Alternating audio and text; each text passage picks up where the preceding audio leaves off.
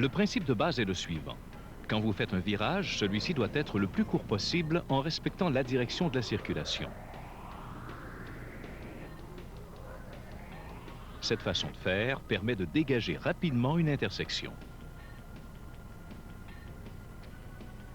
Toutefois, à certaines intersections, la signalisation autorise le virage à partir de plus d'une voie.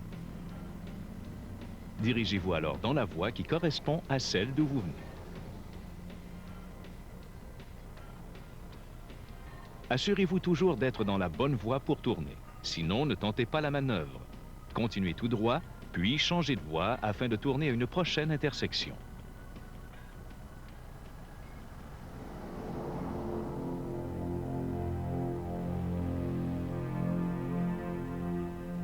Pour effectuer un virage à droite à une intersection, rangez-vous aussitôt dans la voie la plus proche, du côté droit de la chaussée.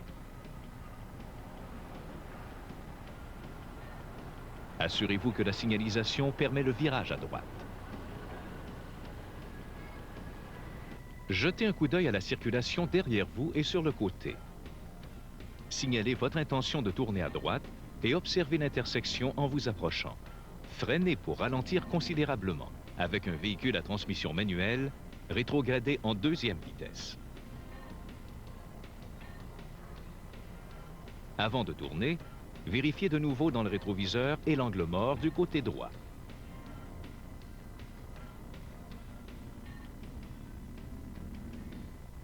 Commencez à tourner lorsque les roues avant de votre véhicule arrivent vis-à-vis le rebord du trottoir. Tournez court pour engager votre véhicule dans la voie la plus proche sur l'autre chaussée. Maintenez votre vitesse réduite en tournant et regardez loin devant vous pour vous assurer que la voie est libre. À partir du milieu du virage, si les conditions sont normales, vous pouvez accélérer progressivement.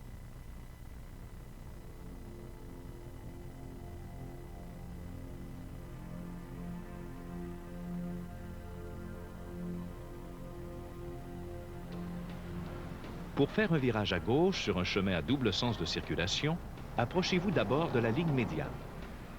Observez l'intersection en vous approchant et assurez-vous que la signalisation autorise le virage à gauche. Signalez votre intention de tourner à gauche. Ralentissez, freinez si nécessaire. Avec un véhicule à transmission manuelle, rétrogradez en deuxième vitesse. S'il vous faut attendre pour laisser passer les véhicules venant en sens inverse, gardez les roues droites. En effet, si vous les braquez vers la gauche, vous serez projeté dans l'autre voie si jamais on vous heurte par derrière. Vous risquez alors d'être heurté de plein fouet par une voiture venant en sens inverse.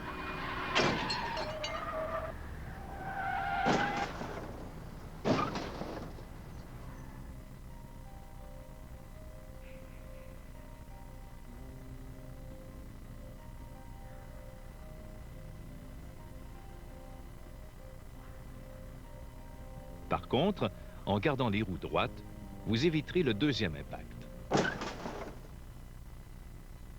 Le médecin m'a dit pas plus d'un impact par jour.